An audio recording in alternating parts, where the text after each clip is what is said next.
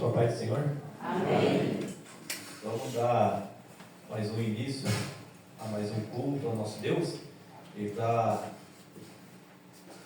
começando mais um culto, vamos levar a Deus em oração. Nosso irmão Dalziro conduza nós.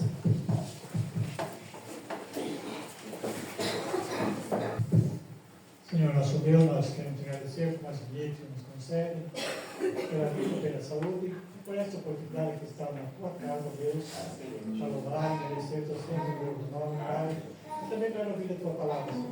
Senhor, Pai, que possa terminar sobre nós a unção do teu Santo Espírito, Deus, nos preparar para esse ato do culto. Deus, o teu servo está à frente, abençoa ele, Senhor, que está dirigindo, mantendo o seu trabalho, para a tua palavra para o nosso pastor, para a mensagem. Pode ser usado por ti, posso falar, fazer mensagem que vem de encontro à nossa necessidade, Pai. Assim que nesse dia vai te louvar, te agradecer, também é revelada a tua palavra e também depois levar essa mensagem para quem não tem conhecimento. Nós sabemos, ó Pai, que a tua palavra diz que depende, esse evangelho sempre pegar para vir buscar a tua igreja, né? Que nós somos de Deus, ó Pai, mensageira aqui neste mundo, Senhor, aproveitando. Nós temos cumprir essa missão que tu nos confiaste, ó Pai. Abençoa grandemente esta igreja, a pessoa do pastor, do conselho, do conal, com todos que louvam o teu santo nome. Cada um que faz parte da tua igreja, Senhor, especialmente aqueles que não estão conosco nesta noite, por vários motivos, Senhor, sabe, Pai. Onde quer que esteja, pode também estar guardado para o que se nos prepara. Para todo esse ato, abre nosso entendimento, nosso coração, e usa a tua palavra, usa o teu céu, no nome de Jesus, para sempre. Amém. Amém. Vamos estar cantando o hino do nosso cantai 182. 182. Amém.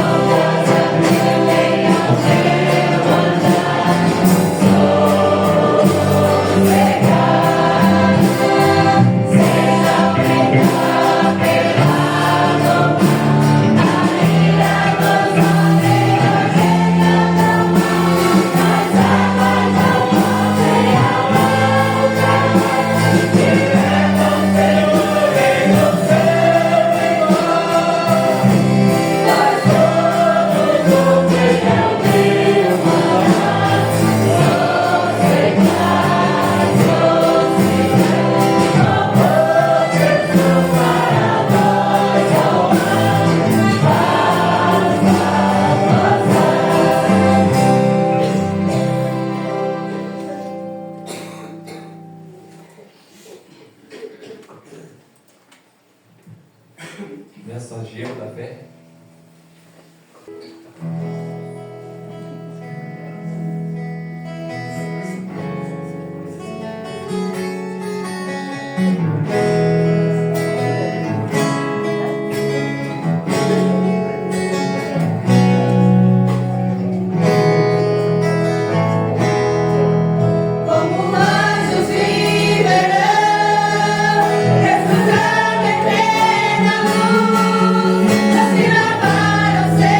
Assim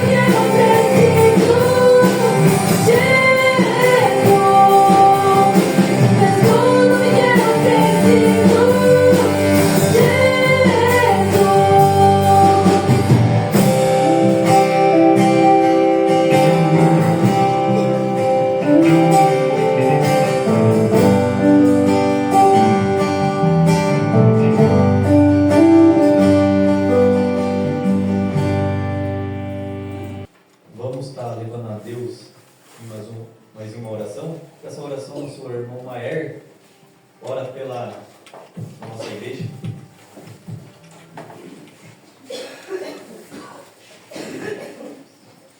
Senhor, neste momento, Pai, com os nossos corações agradecidos, Pai, sabendo que desde o início, Senhor, nós estamos sentindo a Tua presença, que o nosso lugar é no Senhor, Deus.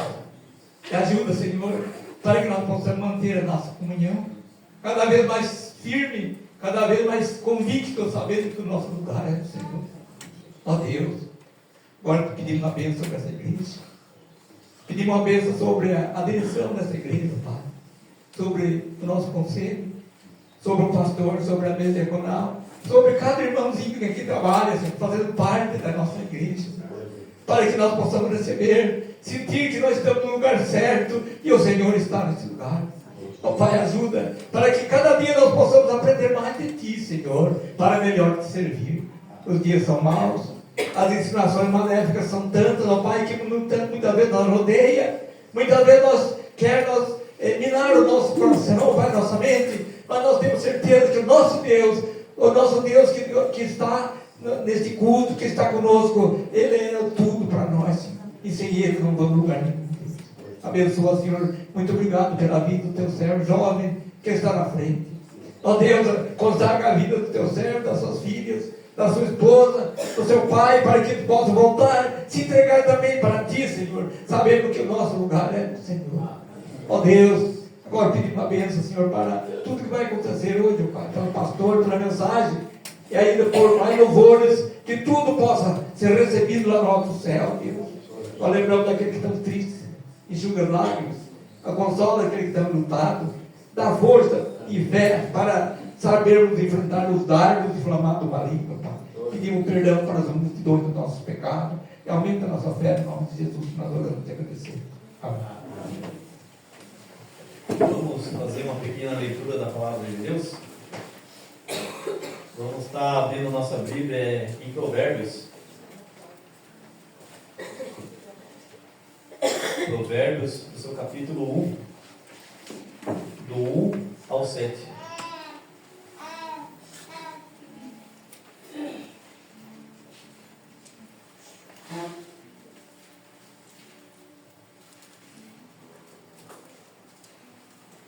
Todos acharam, amém? Vamos estar lendo esse texto em uma só voz. E a palavra de Deus diz assim: Provérbios de Salomão, filho de Davi, o rei de Israel, para aprender a sabedoria e o ensino, para entender as palavras da inteligência, para obter o ensino do bom proceder, a justiça, o juízo e a equidade, para dar aos simples prudência e aos jovens conhecimento e bom juízo. Ouça o sábio e cresça em prudência, e o instruído adquira habilidade, para entender provérbios e parábolas, as palavras e enigmas dos sábios.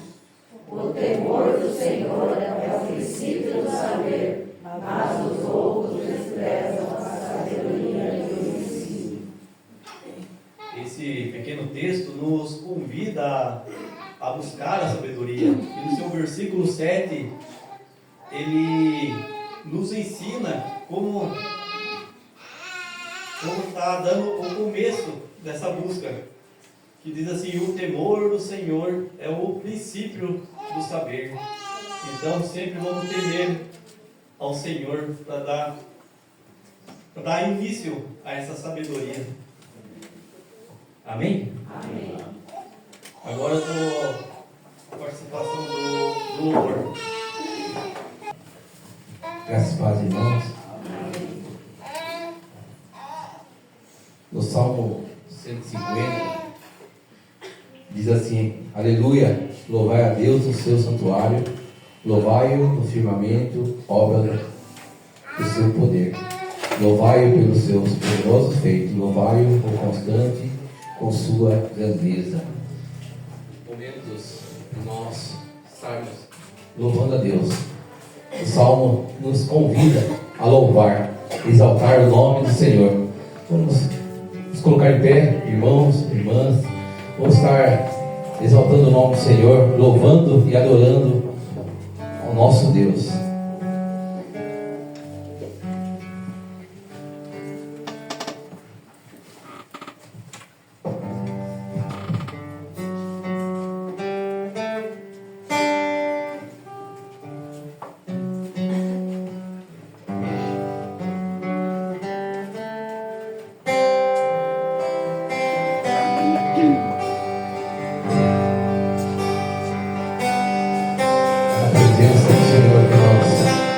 Devemos estar na presença do Senhor. Nós nos prostramos e vamos adorar a Senhor.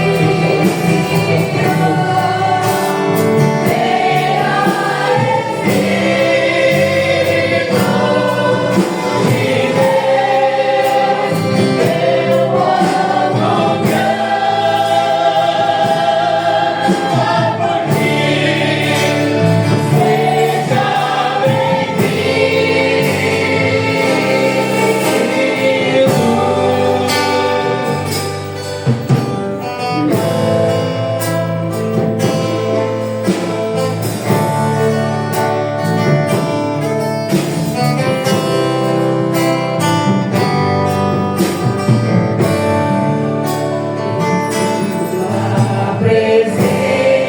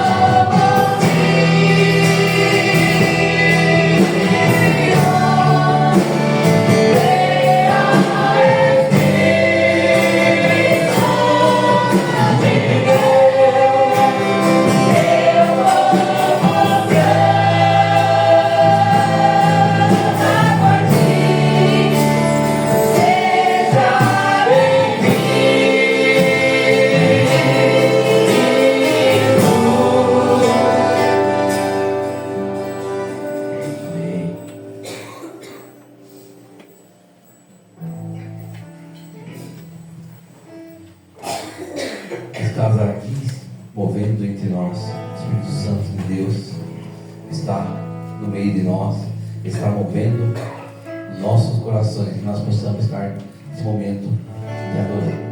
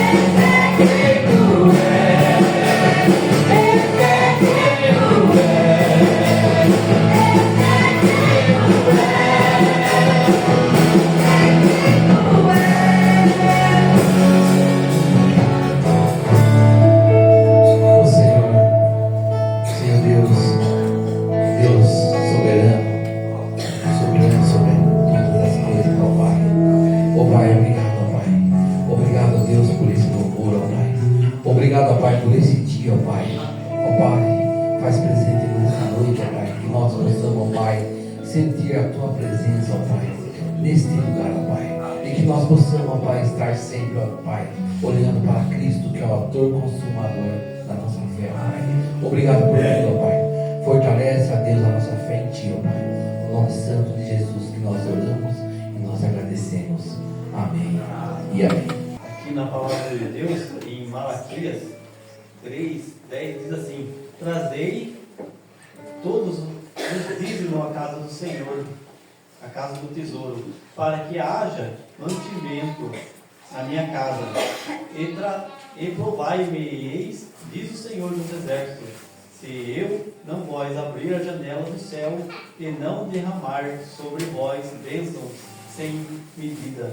Nesse momento é hora de nós deixar aquele 10% que o Senhor tem dado à nossa vida, ao nosso dia a dia. E para isso vamos estar abrindo o nosso cantai número 1, vamos estar louvando a Deus e deixando um pouquinho aquilo que Deus já nos deu.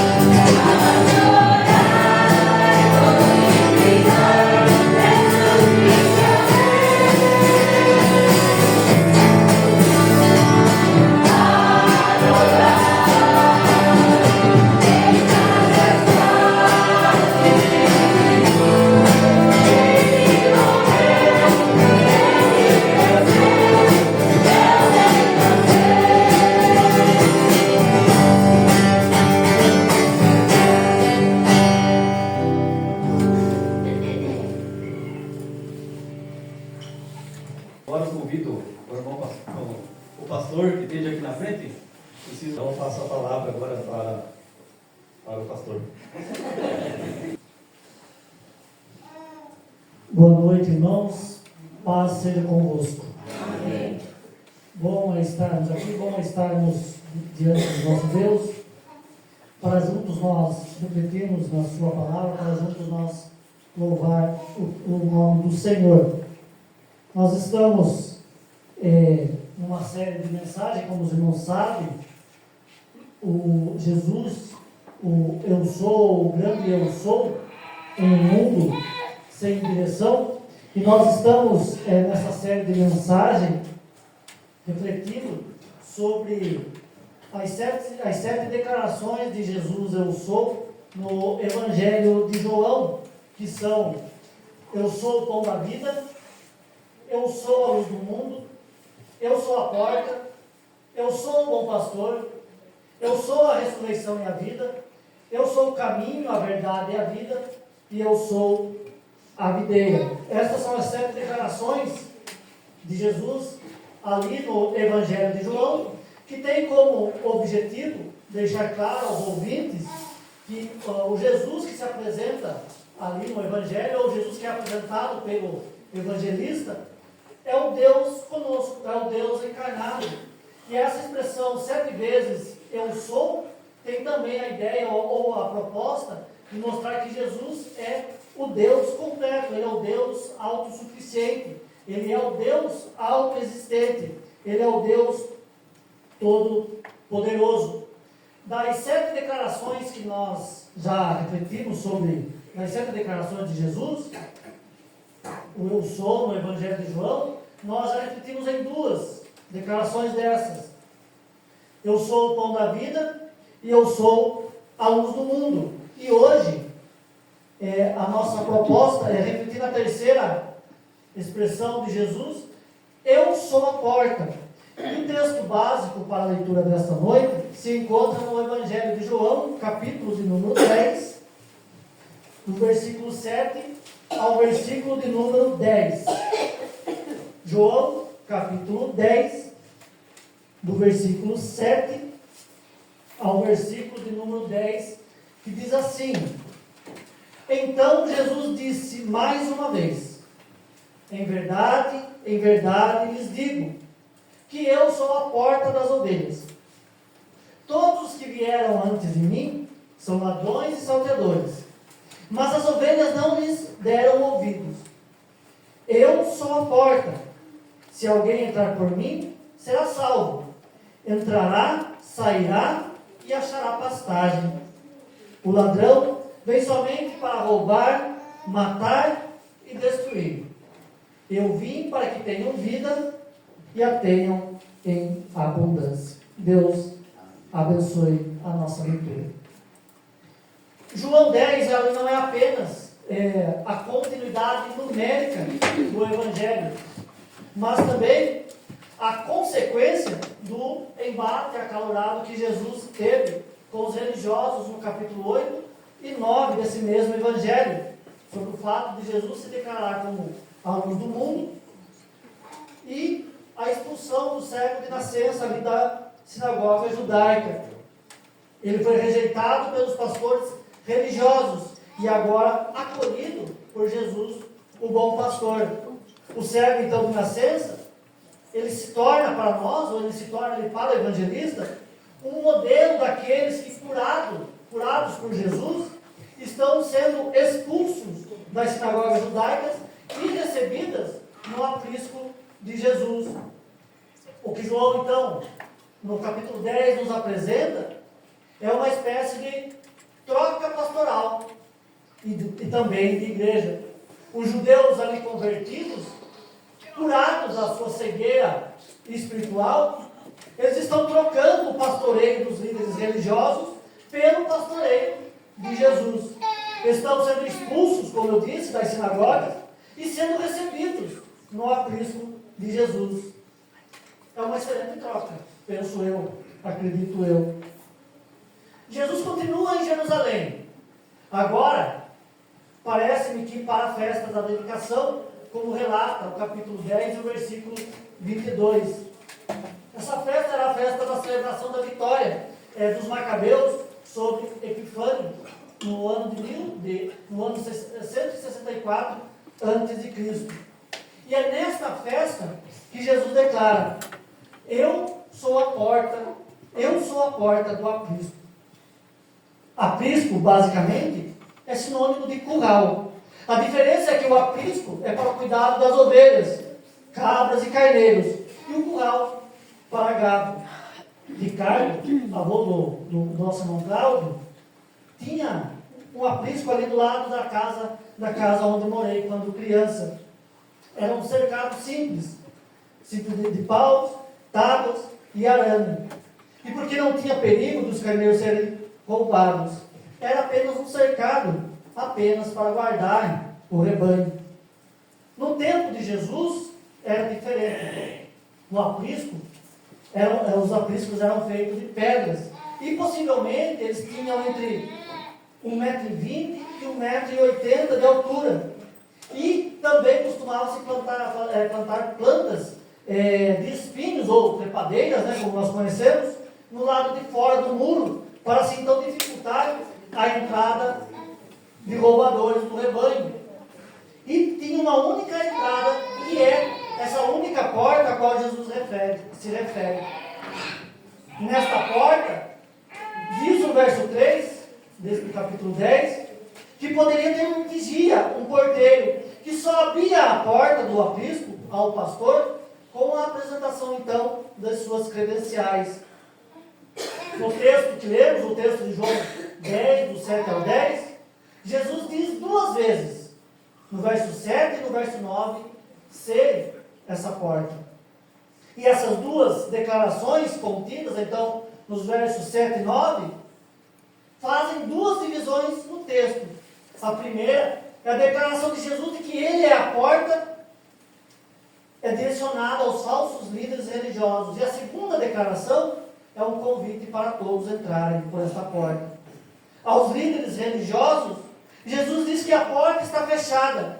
E aos ouvintes ali presentes, Ele diz que a porta está aberta para quem quiser entrar. Por isso, nós vamos dar nossa atenção nessa primeira declaração de Jesus. Eu sou a porta das ovelhas fechada. Ou eu sou a porta fechada das ovelhas. Assim como você queira entender. A primeira declaração de Jesus é da porta fechada aos falsos pastores. Jesus explica o que ele disse nos primeiros 5 versos por meio de uma parábola. Do verso 1 ao 3, Jesus diferencia o verdadeiro e o falso pastor, dizendo que o falso pastor não entra pela porta, mas pula os muros do aprisco, enquanto o verdadeiro pastor entra pela porta do aprisco. E para esse o porteiro abre então a porta do aprisco. Agora no versículo 8, Jesus retoma o assunto, dando mais detalhe de quem são os falsos pastores, dizendo que todos que vieram antes de mim são ladrões e salteadores, e que as ovelhas não ouviram o falso pastor. Todos que vieram antes de mim são ladrões e salteadores. Jesus não está falando aqui dos verdadeiros profetas do Antigo Testamento, como Isaías, Jeremias, Ezequiel e os demais profetas do Senhor, nem de João Batista, mas dos falsos líderes religiosos que, à semelhança dos ladrões e salteadores de ovelhas no tempo de Jesus, tinham se apossado do rebanho do Senhor. A função dos líderes religiosos de Israel como pastores era de conduzir o povo de Israel no caminho do Senhor, de ensinar o povo a amar e obedecer ao Senhor de todo o coração, de toda a sua alma, com toda a sua força, conforme ensinava a lei de Moisés. Mas o que acontece, ou o que aconteceu, foi o contrário. Esses líderes religiosos passaram a explorar a fé do povo, criando regras e mais regras, que Jesus chama então de tradição dos homens, passando de 600 novas regras como mandamento do Senhor, mas que não passavam de ordenanças humanas do tipo: não faça isso, não toque naquilo, não coma este ou aquele alimento, como por exemplo socorrer pessoas doentes no sábado, não ingerir alimento ou bebida sem lavar as mãos. E o Evangelho de Marcos, no capítulo 7, do versículo 1 ao 13, registra um desses maiores absurdos acerca do 5º mandamento, dizendo: honra os pais. Todos nós conhecemos esse mandamento. Os filhos devem honrar, cuidar dos pais quando esses não puderem mais cuidar de si próprios. O mandamento é simples e claro. Os religiosos, porém, alteraram este mandamento. Eles ensinavam que se alguém fizesse um voto e desse uma oferta boa a Deus, eles estavam desobrigados do cumprimento desse mandamento. Esses líderes religiosos são os ladrões e salteadores que não entram pela porta, mas pulam os muros. Esses líderes religiosos não estão preocupados em mostrar ao povo que Jesus é o enviado de Deus, o Salvador do mundo, de conduzir o povo a Jesus, como fez João Batista, que disse quando viu Jesus: eis o Cordeiro de Deus que tira o pecado do mundo. E quando questionado sobre seus discípulos estarem seguindo a Jesus, disse: convém que ele cresça e que eu diminua. Jesus diz que esses ladrões e salteadores, esses enganadores, exploradores da fé, vieram antes dele. Isso não significa que depois da vinda de Jesus não tenha mais ladrões e salteadores da fé cristã. Ao contrário, o meio cristão está cheio de ladrões e salteadores, exploradores da fé cristã. O próprio Jesus disse que surgiriam muitos em seu nome dizendo que seriam Cristo, que enganariam a muitos. Paulo, quando se despede dos presbíteros de Éfeso, em Atos 20, do 29 ao 30, diz que depois da sua partida apareceriam lobos ferozes sem misericórdia do rebanho. Todos que vieram antes e depois de Cristo, que não têm as suas mensagens apontadas para Cristo, são ladrões e salteadores. São exploradores do rebanho de Jesus. No tempo de Jesus e de Paulo, líderes religiosos se utilizaram da lei, que deveria servir de pedagoga, de aio, para instruir as pessoas no caminho do Senhor, se tornou um instrumento de manipulação e exploração da fé dos fiéis. A lei que deveria revelar o pecado no coração humano, assim pelo arrependimento, conduzir as pessoas para Cristo, se tornou um meio de salvação. Na Idade Média, líderes religiosos da igreja medieval seguiram pelo mesmo caminho. Eles passaram a ensinar a salvação cooperativa, o ser humano por meio de sua obra, como ajudar os pobres, visitar os doentes, alimentar os necessitados, obedecer os mandamentos de Deus, participar dos sacramentos, fazer a confissão de pecados ao Padre, fazer a penitência, ter uma vida de oração, cooperavam para a sua salvação. Acrescente-se a este ensino a venda de indulgência e também de purgatório. Paulo, porém, como verdadeiro pastor de Jesus, nos diz em Efésios 2:8 que somos salvos que não somos salvos pelas boas obras, mas salvos pela graça para produzirmos boas obras.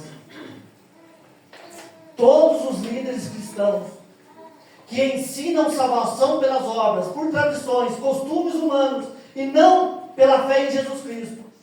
Todos os líderes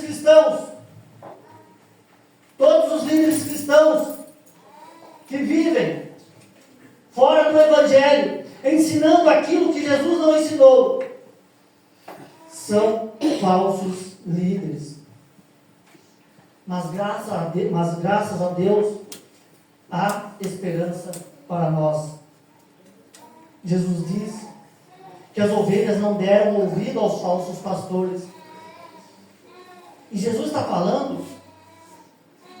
está aqui falando, irmãos, daqueles que estavam ouvindo os ensinos dos falsos pastores, mas que são os escribas e fariseus, mas estavam abandonando então as sinagogas e passando a seguir a Jesus. Nós temos Nicodemos, nós temos José de Arimateia, outros judeus, o cego de nascença, que estavam deixando as sinagogas judaicas e seguindo a Jesus. No nosso tempo, parece-me que a realidade é outra. Líderes cristãos, carismáticos, ladrões e salteadores têm manipulado, explorado a fé dos cristãos ingênuos, sem dó e sem misericórdia. Inverteram o papel da função pastoral. A função do pastor é de conduzir o rebanho aos pés de Jesus. A função do pastor é apresentar Jesus ao rebanho. A função do pastor não é a manipulação da fé do rebanho, mas libertar o rebanho de qualquer amarra diabólica, para que o rebanho então possa viver de modo consciente e livre, com a sua consciência em Deus. Líderes cristãos que manipulam, oprimem, exploram o rebanho, não são verdadeiros pastores, mas enganadores. Os verdadeiros pastores de Jesus preparam o caminho do Senhor Jesus, o Supremo Pastor. até o seu rebanho. Os verdadeiros pastores conduzem o rebanho até Jesus. E aqui, irmão, é um apelo meu. Igreja, ore por mim, para que eu possa ser um dos pastores que conduz o rebanho do Senhor de Jesus junto aos seus pés. Igreja, ore por mim, para que as tentações do ministério não me dominem, para que eu não seja um ladrão e salteador, para que eu cumpra fielmente o meu chamado. Igreja, o que Jesus quer dos seus pastores é que eles sejam encontrados fiéis na sua vocação pastoral. Eu sou a porta das ovelhas, mas fechada para os falsos líderes.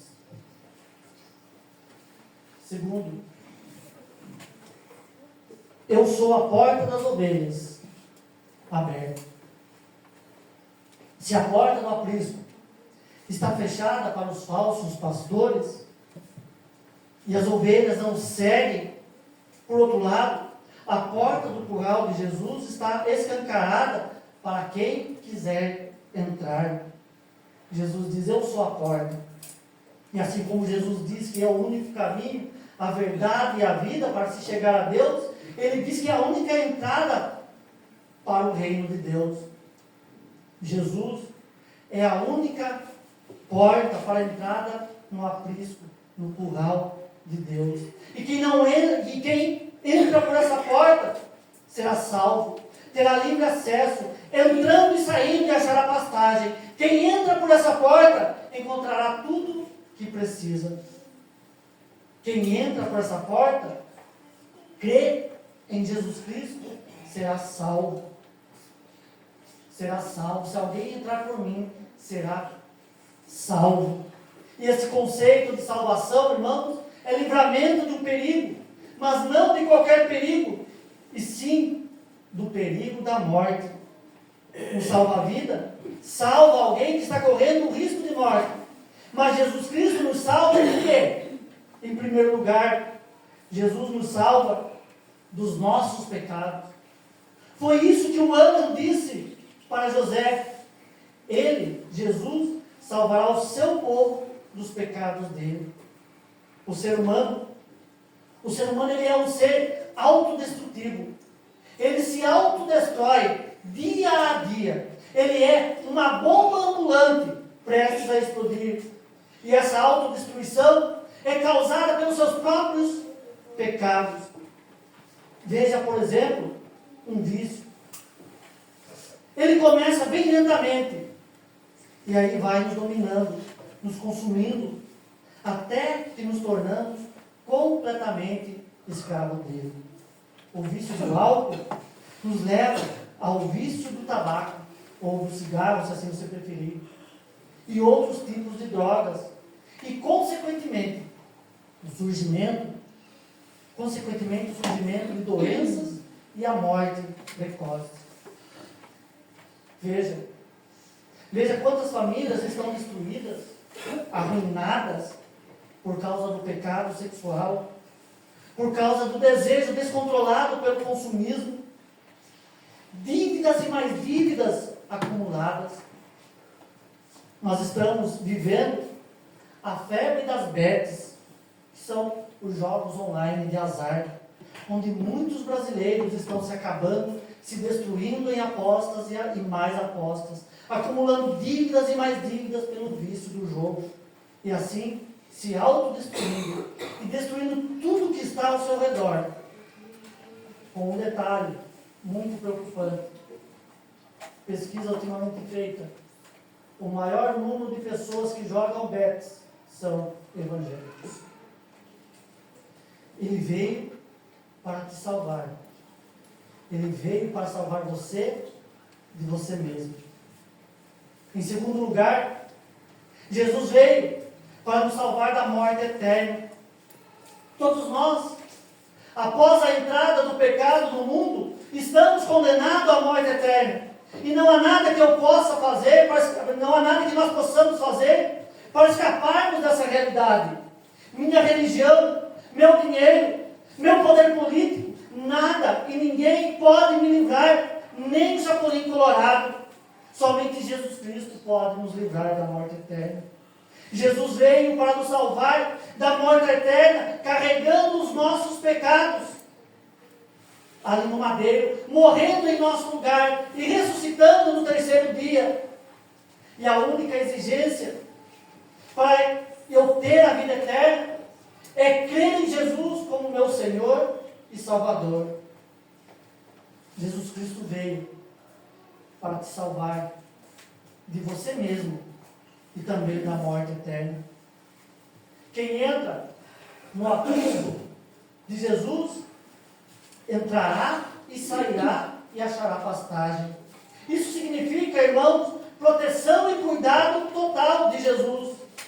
Enquanto estão dentro do aprisco, as ovelhas estão bem guardadas e protegidas contra qualquer perigo, porque ali nem morte, nem vida, nem os anjos, nem os principados, nem as coisas do presente, nem do porvir, nem poderes, nem altura, nem profundidade, nem qualquer outra criatura pode separar-nos do Supremo Pastor.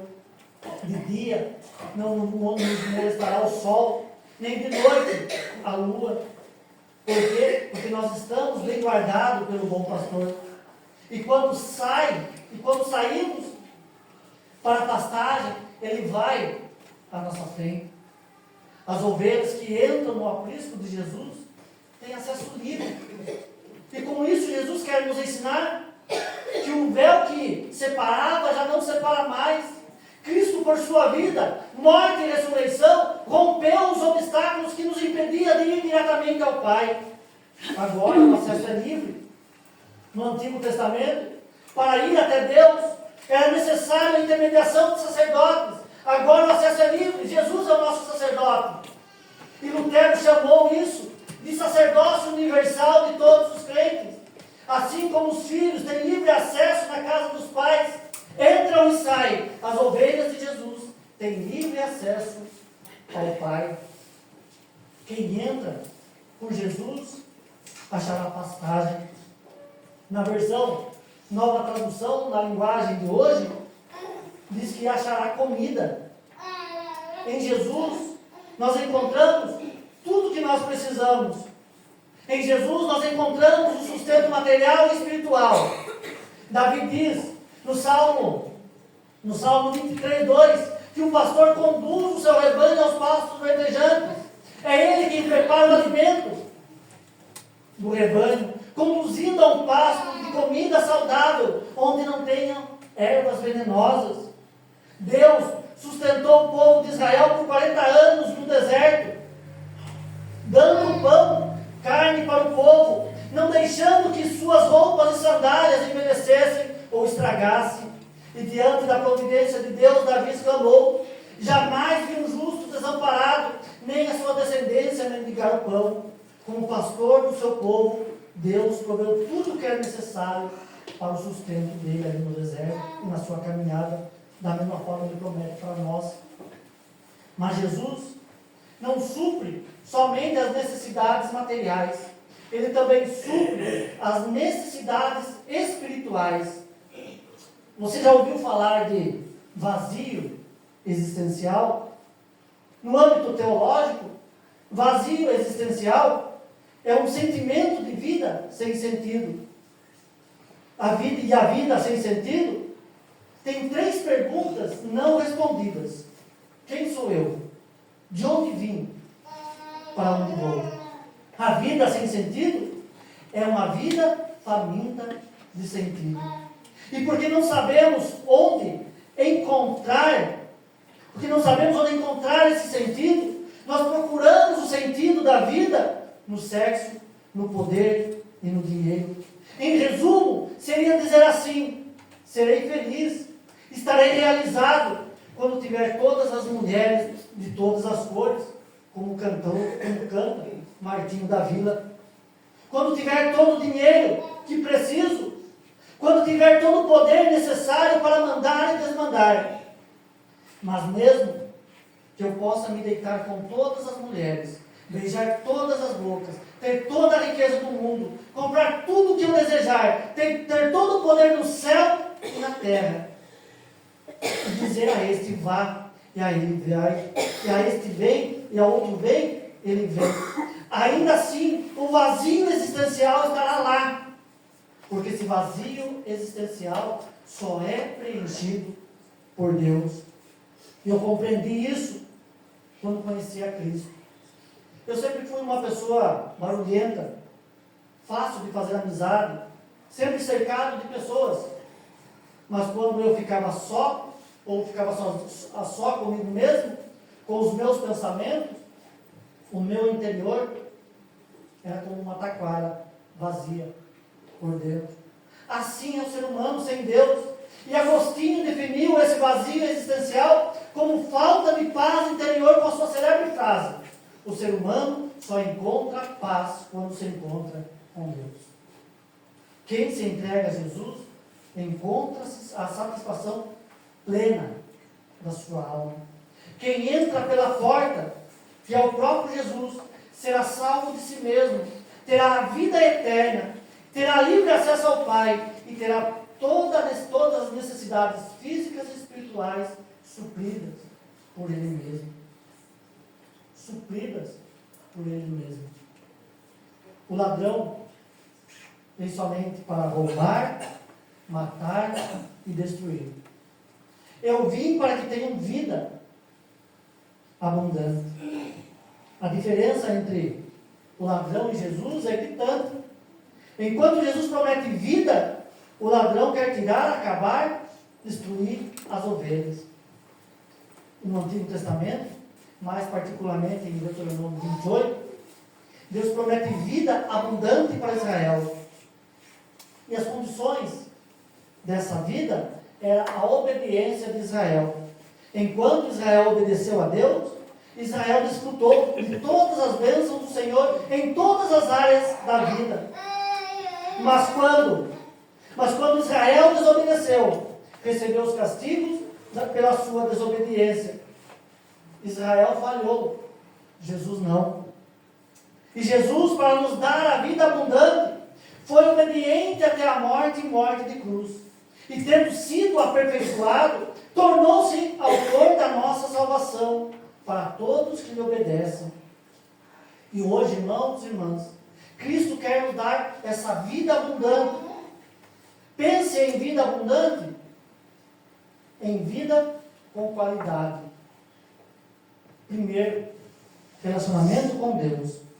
A todos que recebem Jesus como seu Salvador são feitos filhos de Deus. Vida abundante com qualidade dada por Jesus é ser dirigido por Ele. Jesus conduz as suas ovelhas aos verdes pastos, às águas de descanso.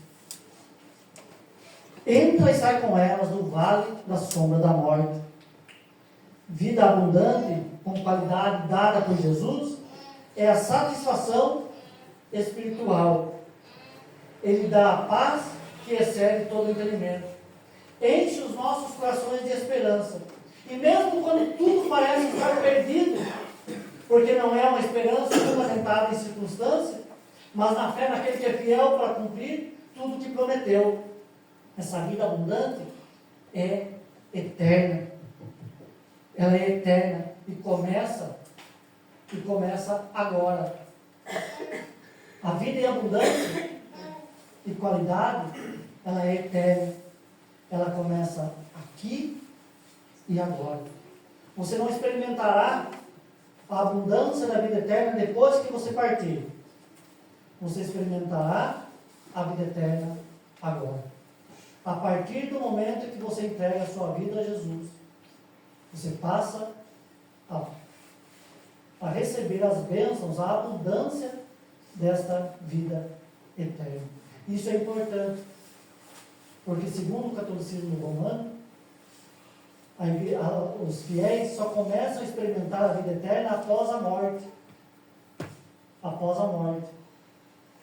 O ensino reformado é diferente. A vida eterna começa a partir do momento que você entrega a sua vida para Jesus. Para Jesus. Eu sou a porta. Quem quiser ser salvo, precisa entrar por Jesus. Eu sou a porta. Quem entra por Jesus encontra acesso direto ao Pai e é alimentado materialmente e espiritualmente pelo Pai enquanto aqui viver, até a volta do nosso Senhor Jesus Cristo. Eu sou a porta. Aquele que quiser ser salvo precisa entrar por essa porta. Deus assim nos abençoe. Amém. Amém. Nem ter oportunidade.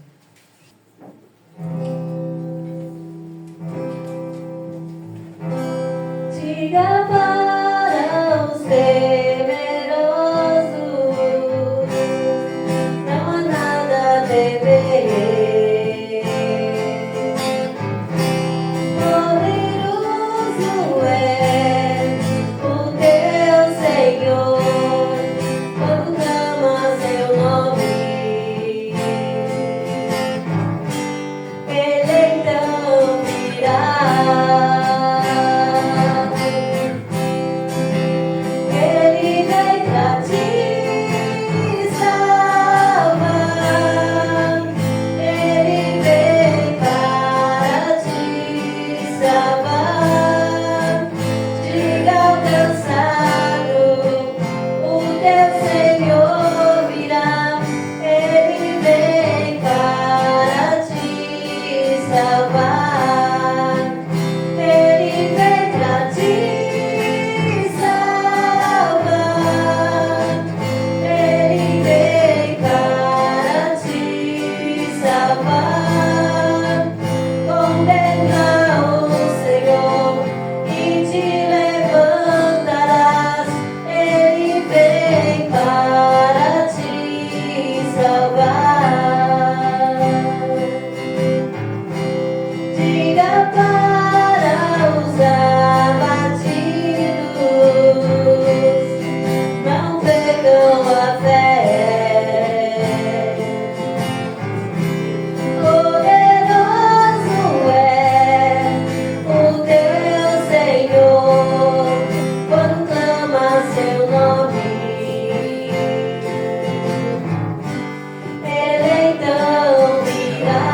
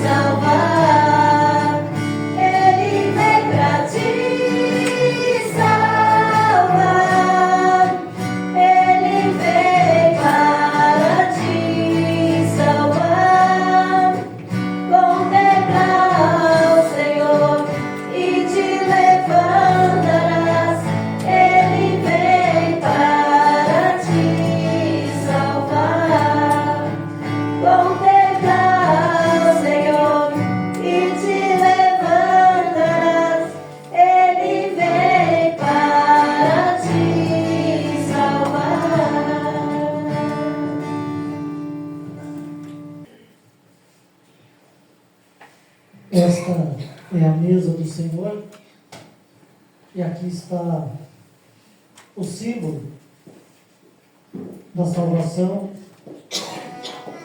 de Jesus Cristo, nosso Senhor e Salvador. Todos que entregaram a sua vida a Jesus, que professaram a sua fé nele, que creem que Ele é o Senhor da sua vida, que estão devidamente batizados nesta igreja ou em outra igreja evangélica, são chamados nesse instante a participar deste momento. Mas nós não podemos participar da ceia do Senhor sem antes nós refletirmos sobre o significado disso tudo. O significado da ceia é muito importante para a vida da igreja, para a vida da comunidade cristã. Os sinais, os símbolos falam, as imagens falam. Isso é muito mais do que nós pensamos. Quando nós participamos da mesa do Senhor, nós precisamos, irmãos, entender, compreender o significado disso tudo e aplicarmos na nossa vida diária. Portanto, ao participar da ceia do Senhor, nós precisamos olhar para 3 temas: passado, presente e futuro. Quando nós participamos da mesa do Senhor, nós precisamos olhar para o passado, porque aqui está a representação do passado. Aqui está a representação do corpo de Cristo moído em nosso lugar. Aqui está a representação do sangue de Jesus derramado por nós.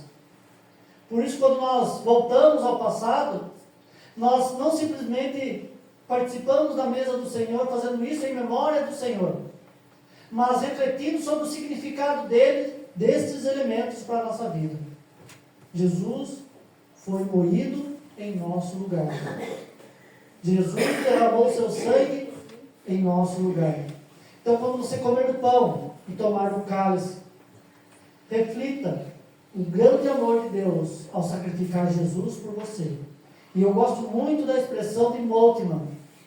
Moltmann não usa a expressão Deus sacrificou Jesus em nosso lugar. Moltmann usa a expressão bem mais forte: Deus matou Jesus por nós, ou em nosso lugar.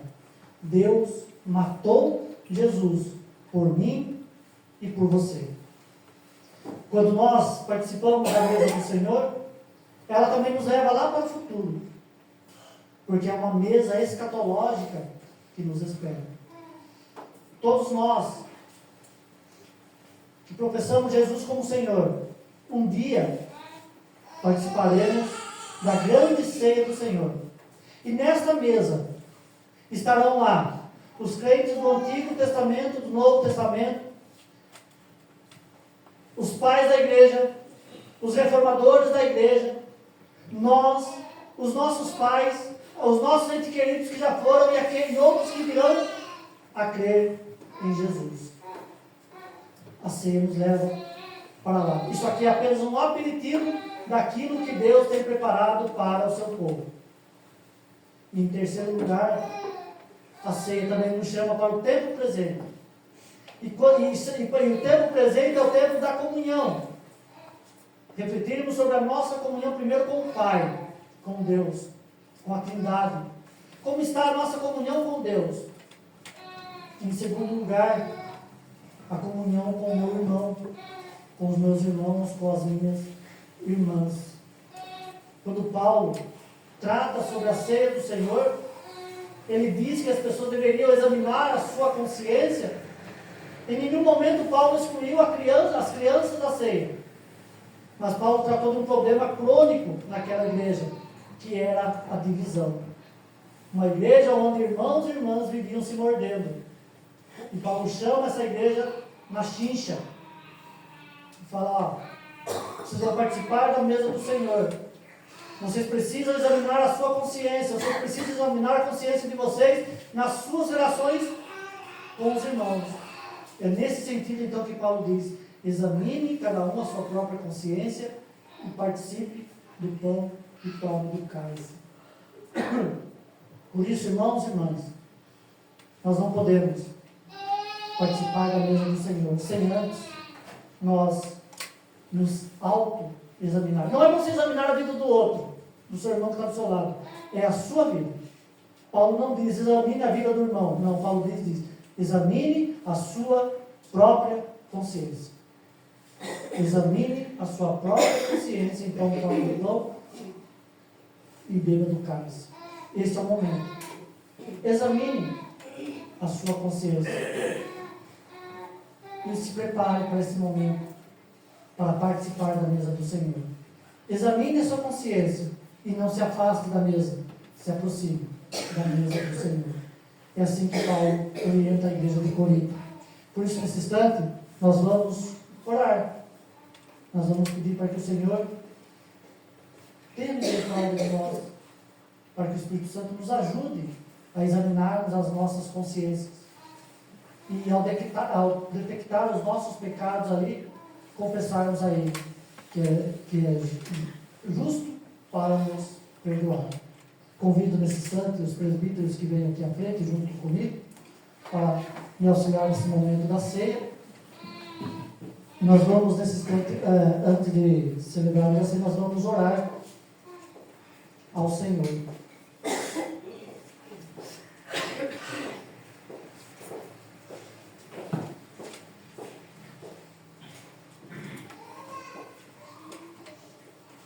Eu vou pedir para que a presbítera Elisângela nos conduza a Deus em oração desse instante, preparando o nosso coração, a nossa vida para esse momento.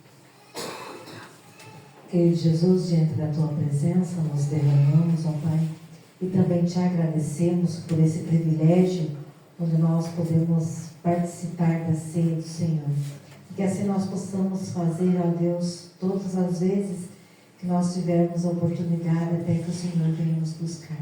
Mas para isso, Deus, que nós possamos olhar para nós mesmos, para dentro de nós, o nosso coração, da nossa consciência, para nós mantermos comunhão com o Senhor e muito mais comunhão com o nosso próximo, com o nosso irmão, com aquele que está do nosso lado. Por isso, Senhor, renova os nossos sentimentos, renova as nossas emoções, para que em tudo nós possamos reconhecer o quão pecadores somos, mas o quão nós precisamos do Senhor a todo momento. Obrigado por esse privilégio. A mesa do Senhor está posta, ó Deus. E assim nós possamos participar dela, ó Deus, tendo a certeza que o Senhor também fez isto por nós, se entregando, morrendo, ressuscitando, e assim nós possamos, em memória do Senhor, participarmos todas as vezes que nós tivermos a oportunidade. A nossa oração em nome de Jesus. Amém.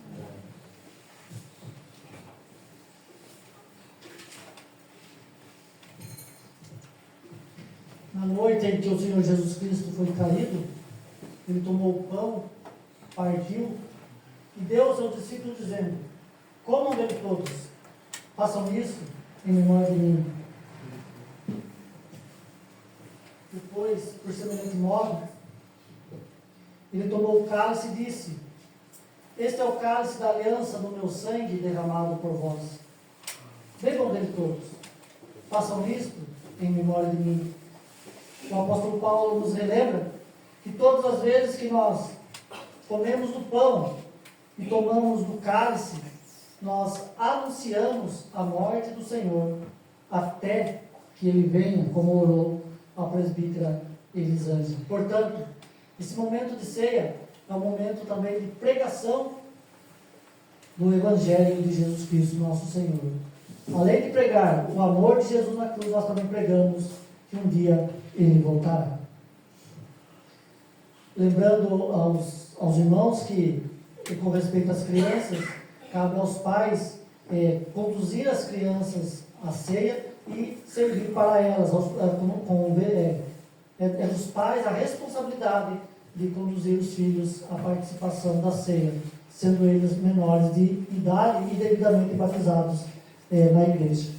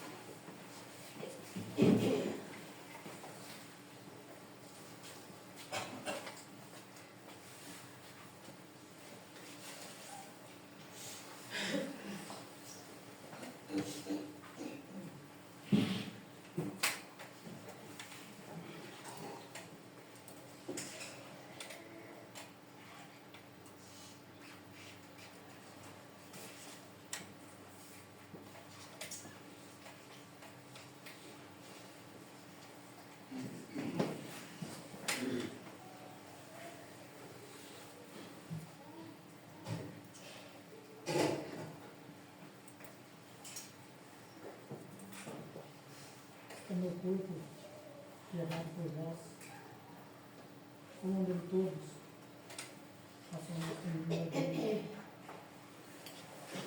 Sou meu sangue, derramado por vós. Bebam dele todos, façam isso em memória de mim. Todas as vezes que nós comemos do pão, tomamos do cálice, nós anunciamos a morte do Senhor até que ele venha.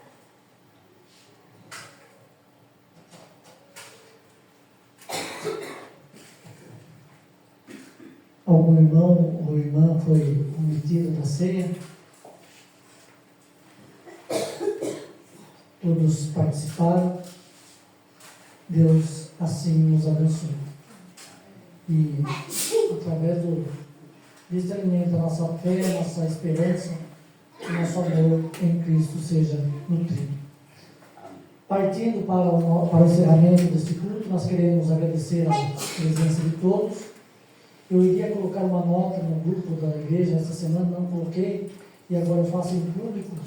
O conselho esteve reunido na semana passada e o presbítero Samuel apresentou à igreja, ao conselho, o relatório dos 5 meses, o relatório financeiro dos 5 meses da igreja. E a nossa igreja melhorou bastante na sua arrecadação financeira. Nós tivemos uma média de 25% de aumento. Então nós louvamos a Deus por isso. Nós começamos em média de quase 7 mil e hoje já estamos com a arrecadação de 9 mil.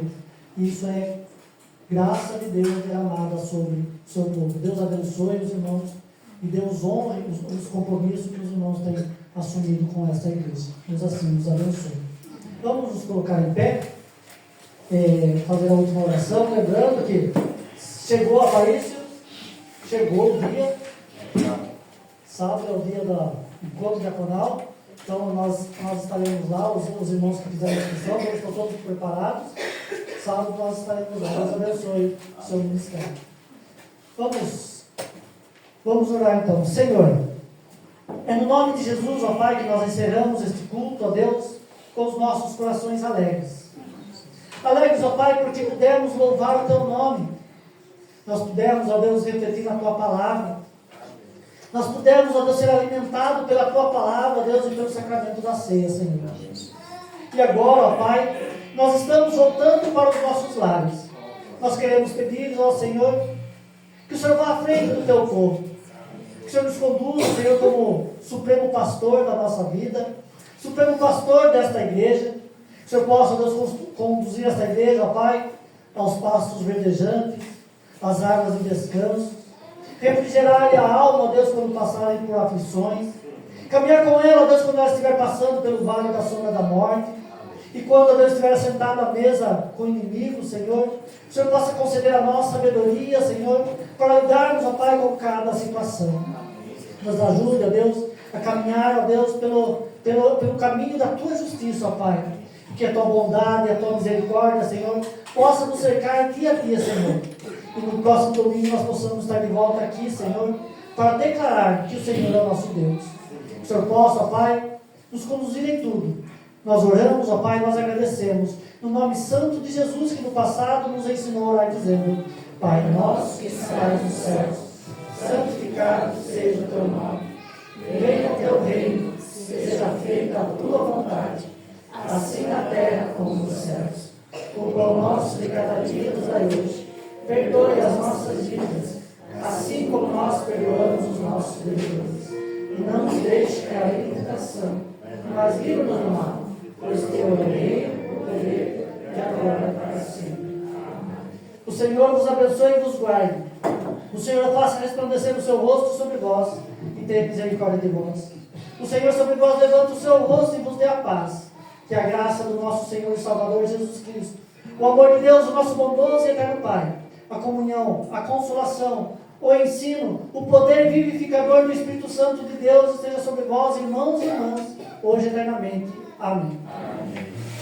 Antes da gente ir embora, eu queria saber, pode ficar de pé, se a gente vai cantar todo mundo junto, queria saber se vocês já aprenderam o refrão dela. Sim? Sim! Então vamos cantar uma vez só, junto, só as vozes. O grande eu sou, vai!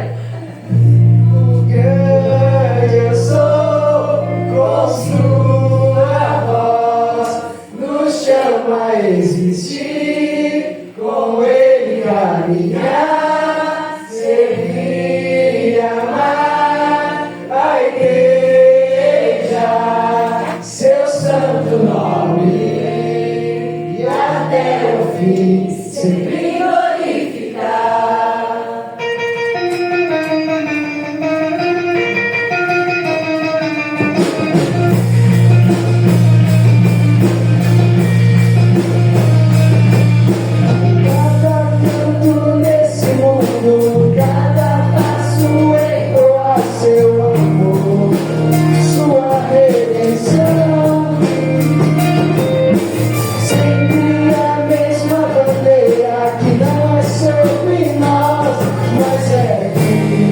olhos, Senhor e Rei, o canto ao sua voz, nos chama a existir, com ele caminhar, ele amar a igreja, seu santo nome, e até o fim, sempre vai ficar.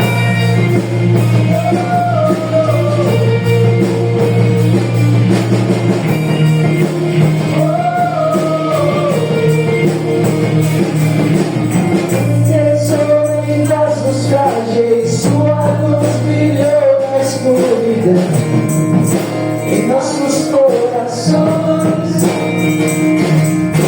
Somos servos desse amor, mostrar o seu poder, graça apesar de nós, um grande sol, com sua voz, nos chama a existir, com ele caminhar, servir, amar a igreja, seu santo nome, e até o fim, sempre vai ficar.